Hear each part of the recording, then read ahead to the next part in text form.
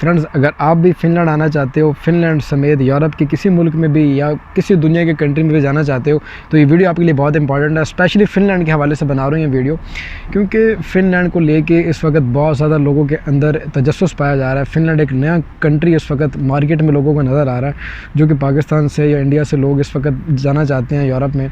तो फ़िनलैंड को लेके आजकल बहुत गर्मा गर्मी चल रही है यूट्यूब के ऊपर भी। फ़िनलैंड ने अपनी एम्बेसी रिसेंटली पाकिस्तान में ओपन किया। तो फ़िनलैंड के विज़िट वीज़ा के हवाले से आज की वीडियो में आपके साथ बात करेंगे। फ़िनलैंड कैसा मुल्क है, कैसे उसका विज़िट वीज़ा आप भी अप्लाई कर सकते हो। और आपको ये बात ही बताता चलूँ कि कोई कंट्री भी किसी दूसरे मुल्क में अगर अपनी एम्बेसी खोलता है तो उसका मतलब यही होता है कि वो उस कंट्री को रीच करना चाहता है, और वो चाहता है कि उस कंट्री के लोग हमारे मुल्क में आएँ घूमने फिरने के लिए। स्टडी के हवाले से स्किल्ड लेबर की वैसे भी बहुत कमी है फ़िनलैंड में। तो फ़िनलैंड ने अपनी रिसेंटली पाकिस्तान में एम्बेसी खोली है, इंडिया में भी एम्बेसी मौजूद है इनकी। फ़िनलैंड के विज़िट वीज़ा को लेके आज की इस वीडियो में बात करेंगे। फ़िनलैंड के वर्क वीज़ा के ऊपर, फ़िनलैंड के स्टडी वीज़ा के ऊपर मैं ऑलरेडी वीडियोस बना चुका हूं। अगर आपने मेरी वो वीडियोस नहीं देखी तो आप ऊपर आई के आइकन पे क्लिक करके मेरी वो वीडियोस देख सकते हैं। बहरहाल बात करेंगे फ़िनलैंड के विज़िट वीज़ा के हवाले से कि फ़िनलैंड का विज़िट वीज़ा आप कैसे अपने फ्रेश पासपोर्ट के ऊपर अप्लाई कर सकते हो। वैसे तो मैं भी आपको अपनी तमाम वीडियोज़ में यही कहता हूँ कि यूरोप हो या यूरोप के अलावा कोई कंट्री भी हो, तो आप विज़िट वीज़ा जब भी अप्लाई करो तो तभी अप्लाई करो जब आपकी ट्रैवल हिस्ट्री बनी हो।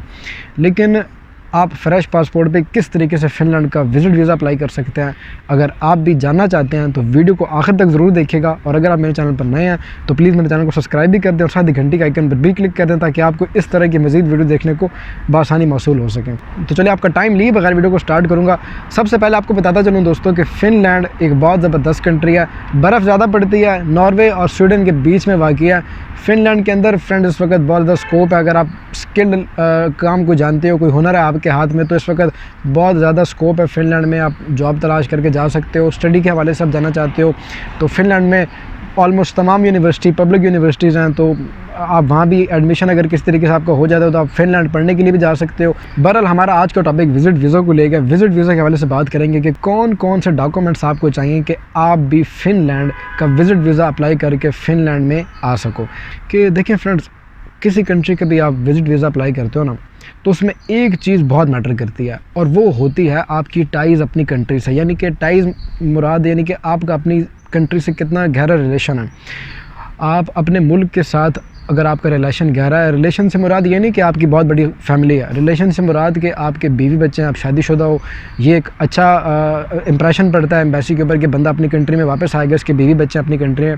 दूसरा इंप्रेशन ये कि अगर आपके पास अपनी ज़मीन जायदाद है, आपके नाम पे अपना घर है, आपको कोई बिज़नेस है पाकिस्तान में या इंडिया में, ये अपनी कंट्री से एक रिलेशन का या अपनी कंट्री से ताल्लुक़ ज़ाहिर करने का एक बहुत ज़बरदस्त और मजबूत डॉक्यूमेंट होता है। अगर आप कोई बिज़नेस करो अपनी कंट्री में, या आपकी कोई ज़मीन जायदाद है जो आपने रेंटल दे रखी है किराए के ऊपर, या कोई दुकानें वगैरह या कोई मार्केट है जो कि जहाँ से आपको जनरली आपकी महीने की इनकम वहाँ से आ रही है, तो ये डॉक्यूमेंट अगर आपके पास है फ्रेंड्स, तो ये आपको विज़िट वीज़ा दिलवा सकता है यूरोप समेत किसी कंट्री का भी आप लेना चाहते हो। ये होते हैं सपोर्टिंग डॉक्यूमेंट्स, यानी कि ये प्रूव करना होता है कि ये आपकी इनकम कहाँ से आ रही है। जनरली अगर आप कोई काम कर रहे हो, आपकी कोई इनकम नहीं है, आपको सिर्फ सैलरी मिलती है महीने के महीने, आपको फ़र्ज़ करें आपकी 1 लाख सैलरी है, उस 1 लाख में वैसे ये देखेगी कि आपका महीने का ख़र्चा कितना है, आपके महीने का रेंट कितना है, आप खाने पीने पे कितने पैसे आप ज़ाया करते हो। ये तमाम चीज़ें जो एम्बेसी होती है वो इसका तकरीबन तज्ज़िया लगाती है आपके बैंक स्टेटमेंट्स को, बैंक रिकॉर्ड को देखते हुए कि आप कितने पैसे ट्रांजैक्शन करते हो, महीने के कितने निकालते हो, कितने डालते हो। तो इस हिसाब से एम्बेसी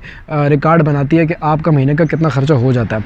तो अगर फ्रेंड्स आपके बैंक में पाकिस्तानी रुपयों में अगर 20 से 25 लाख रुपए पड़े हुए हैं, जो कि पिछले 6 महीने से पड़े हों। दूसरे नंबर पर फ्रेंड्स, अगर आपकी अपनी कंट्री से टाइज़ मजबूत है, अगर आपका अपनी कंट्री से रिश्ता गहरा है, और आप ये प्रूव करने में कामयाब हो जाते हो कि आप अपनी कंट्री से बहुत प्यार करते हो और आप यहाँ पे भूखे नंगे नहीं हो, आपके पास बहुत कुछ है खाने पीने के लिए, आपके पास अपना घर है, ज़मीन जायदाद है, आपका किराया आ रहा है किसी न किसी जगह से, कोई दुकान हो गई, कोई मार्केट हो गई, कोई ज़मीन आपने दे रखी है, तो ये मैं आपको आगे बताता हूँ कि ये कैसे आपने ये डॉक्यूमेंट्स प्रूव करने हैं। बहरहाल अगर आप ये चीज़ें प्रूव करने में कामयाब हो जाते हो दोस्तों, तो आप फिनलैंड का विजिट वीज़ा अप्लाई करने के लिए एलिजिबल हो। अब फ्रेंड्स देखें, अगर आपके पास कोई ज़मीन जायदाद है लेकिन आपके पास कोई दुकानें नहीं हैं या कोई मार्केट नहीं है जो आपने रेंटल प्रॉपर्टी पे दे रखी है, तो उसका क्या हल है? देखें, हल उसका ये है कि आपकी जो ज़मीन है, देखें ज़मीन से भी तो इनकम जनरेट होती है ना। आपकी कोई ऐसी ज़मीन है जहाँ पे आप खेती बाड़ी करते हो या कोई फसल अनाज उगाते हो, तो आप वो ज़मीन ठेके पे दे दो किसी बंदे को, और उस बंदे से आप एक स्टाम्प पेपर या एक प्रूफ लिखवा लो कि वो बंदा आपको महीने के महीने कितने पैसे देता। आप जितने महंगे पे ठेका दोगे महीने का, यानी कि आपने किसी बंदे को ज़मीन दे रखी है, आपने सिर्फ डॉक्यूमेंट्स में प्रूफ करना है कि आपकी ज़मीन एक बंदा काश्त कर रहा है और वो महीने के महीने आपको इतने पैसे इनकम आपको दे रहा है। तो ये आपकी इनकम, सोर्स ऑफ इनकम हो जाती है कि महीने के महीने आपके इतने पैसे इस ज़मीन से आ रहे हैं। इस तरीके से अगर आपकी कोई दुकानें आपके घर के आसपास या आपने कोई ख़रीद रखी हैं, तो वो आपने प्रूफ करवाना होता है कि भैया मुझे इन दुकानों से इतना इनकम मुझे मिल रहा है। तो जितनी ज़्यादा आपकी सोर्स ऑफ इनकम होगी उतने ज़्यादा चांसेस होंगे आपके वीज़ा लगने के, विजिट वीज़ा लगने के। इसके बाद फ्रेंड्स जो इंपॉर्टेंट चीज़ है, आपके ऊपर किसी किस्म की कोई क्रिमिनल एक्टिविटी आपके ना हो। आपकी अपनी कंट्री में जो पुलिस करैक्टर सर्टिफिकेट है, पुलिस रिकॉर्ड वो बिल्कुल क्लियर होना चाहिए। इसके साथ साथ आपकी जो ट्रैवल इंश्योरेंस है वो भी होनी चाहिए। ट्रैवल इंश्योरेंस ऐसी जो कि 30,000 यूरो को कवर करती हो। ये आप कहीं से भी बनवा सकते हो, काफ़ी सारी प्राइवेट एजेंसीज इस हवाले से काम करती हैं। लेकिन जो सबसे इम्पॉर्टेंट चीज़ वो ये कि आपकी बैंक स्टेटमेंट मैटर करती है। उसमें बैंक स्टेटमेंट 20 से 25 लाख के लगभग अंदर होनी चाहिए। सेकंड नंबर पे जो चीज़ मैंने बताई आपको, वो आपकी सोर्स ऑफ इनकम्स आपको शो करवाना पड़ेगा कि आपके पास कोई ज़मीन है, कोई प्रॉपर्टी है या कोई यानी कि कोई दुकानें आपके पास या कोई मार्केट है। ये भी अगर आप प्रूफ करवाने में कामयाब हो जाते हो तो आपके चांसेस काफ़ी अच्छे हो जाते हैं कि आपको ये वीज़ा, फिनलैंड का विजिट वीज़ा मिलेगा ही मिलेगा। लेकिन अगर आपके पास ज़मीन भी नहीं है, कोई आपके पास कोई ऐसी सोर्स ऑफ इनकम नहीं है, तो फिर आपको काफ़ी हाई सैलरी दिखानी पड़ती है। यानी कि आप किसी कंपनी में काम कर रहे हो, पाकिस्तान या इंडिया में या दुबई में या गल्फ़ में कहीं भी आप काम कर रहे हो, तो आपकी जो सैलरी है वो काफ़ी अच्छी आपने शो करवानी है। तो अगर आपकी सैलरी अच्छी है, एम्बेसी को आपने ये यकीन दिला दिया कि भैया आप भूखे नंगे नहीं हो, आप फिनलैंड सिर्फ घूमने फिरने के लिए जा रहे हो, उसके बाद आप वापस अपनी कंट्री में आ जाओगे, तो आपको फिनलैंड की एम्बेसी वीज़ा जारी कर देती है। अच्छा, अब जो मेरे दोस्त देख रहे हैं मुझे इस वक्त सऊदीया से, दुबई से, बहरीन, कतर से, गल्फ़ कंट्री से, तो फ्रेंड्स आप तो ये अपॉर्चुनिटी कभी भी मिस मत करो, क्योंकि आपको सिर्फ़ और सिर्फ अपने कफ़ील से या अपनी कंपनी से आपको एक लेटर चाहिए होगा जिसके ऊपर वो ये लिख के देगा कि आप छुट्टियों के लिए घूमने फिरने के लिए जा रहे हो, फिनलैंड या किसी भी कंट्री में आप जाना चाहते हो। वो बस आपको ये इजाज़त दे रहा है कि आप जा सकते हो घूमने फिरने के लिए, और जब आप वापस आओगे तो आप अपनी जॉब यहीं से कंटिन्यू कर सकते हो। एक ये डॉक्यूमेंट चाहिए आपका, और दूसरा आपका जो बैंक अकाउंट है उस कंट्री में, उस बैंक अकाउंट की स्टेटमेंट पिछले 6 महीने की वो साथ लगेगी लाजमी, आपकी सारी स्लिप्स लगेंगी। तो ये चीज़ें अगर आप दिखाने में कामयाब हो जाते हो तो आप फिनलैंड का विजिट वीज़ा, या फिनलैंड हो गया या किसी भी यूरोपियन कंट्री का विजिट वीज़ा, आप आसानी से अप्लाई करने के लिए एलिजिबल हो जाते हो। तो फ्रेंड्स ये कुछ इंपॉर्टेंट चीज़ें आपसे शेयर करनी थी कि आप फिनलैंड का विजिट वीज़ा कैसे अप्लाई कर सकते हो। प्लस अगर आपकी ट्रैवल हिस्ट्री है फ्रेंड, आपने कोई ट्रैवलिंग कर रखी है पास्ट में, कोई कंट्रीज़ के वीज़ास या स्टैम्प्स लगा रखी हैं आपने अपने पासपोर्ट, तो ये एक प्लस पॉइंट होगा आपका वीज़ा मिलने में, आपका वीज़ा लगने में। ये एक बहुत बेहतर किरदार अदा करती है जो आपकी ट्रैवल हिस्ट्री होती है। तो अब एक इंपॉर्टेंट चीज़ भी आपको बताता चलूँ कि इस वक्त जो सबसे बड़ा मसला आ रहा है वो ये कि फिनलैंड हो गया, तुर्की हो गया, पुर्तगाल हो गया, इटली हो गया, इन कंट्रीज़ की जो एम्बेसीज़ पाकिस्तान इंडिया में मौजूद है, यहाँ से अपॉइंटमेंट नहीं मिल रही। तो जब भी आपने अपनी फ़ाइल सबमिट करवानी है उस वक्त आपने ये इस चीज़ का ध्यान लाजमी रखना है कि आप एम्बेसी से फ़ौरन अपॉइंटमेंट बुक कर सको, क्योंकि इस वक्त मसला यही आ रहा है कि अपॉइंटमेंट्स नहीं मिल रही। अगर अपॉइंटमेंट खुल जाती है दोस्तों और आपके पास ये डॉक्यूमेंट हैं, तो आप आंखें बंद करके जहाज़ पे बैठ के आराम से फिनलैंड घूमने फिरने के लिए आ सकते हो। तो अपॉइंटमेंटों का मसला चल रहा है आजकल। तुर्की की इवन की कोई बहुत बड़ा मुल्क नहीं है, इवन की कोई शेंजन में भी नहीं आता तुर्की, लेकिन तुर्की की एम्बेसी भी अपॉइंटमेंट इन दोनों में नहीं दे रही।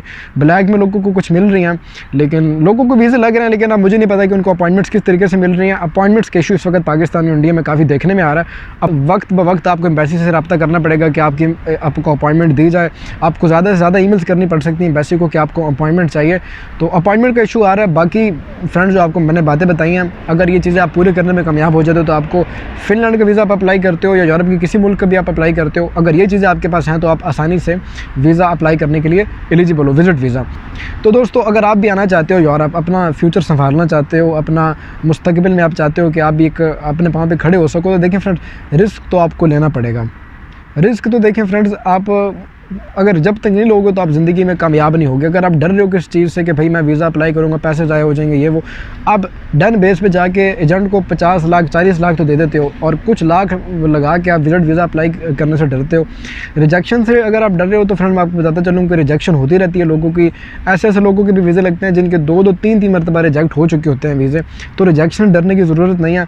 अगर आपके नसीब में लिखा हुआ है आपने यहाँ आना है, फिनलैंड में, यूरोप में आके आपने काम करना है, पैसे कमाना है, अपने गरीब माँ बाप को सपोर्ट करना है, अपने बच्चों के मुस्तकबिल के लिए, अपने मुस्तकबिल के लिए आपने आना है, तो आपको रिस्क तो उठाना पड़ेगा। इस चीज़ से आपने घबराना नहीं है फ्रेंड्स।